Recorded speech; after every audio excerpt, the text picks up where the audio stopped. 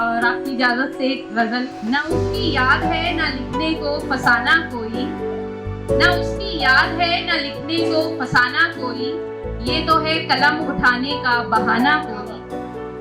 फितरते इंसान कुछ यूं भी बदल जाती है, फितरते इंसान कुछ यूं भी बदल जाती है, जैसे ताल्लुक ही न था हमारा कोई।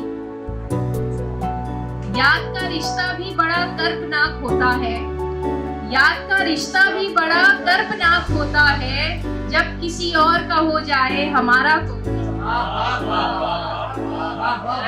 हम भूल तो जाते हैं गुजरा हुआ माजी, लेकिन हम भूल तो जाते हैं गुजरा हुआ माजी, लेकिन फिर सभी याद दिला देता है तमाशा कोई।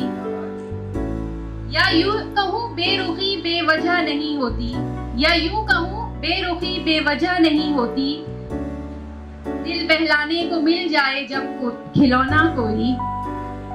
मैं ताहिर सोचता हूँ अक्सर कि वो कौन लोग हैं, मैं ताहिर सोचता हूँ अक्सर कि वो कौन लोग हैं, जो याद भी नहीं करते बीता हुआ लम्हा कोई। Thank you.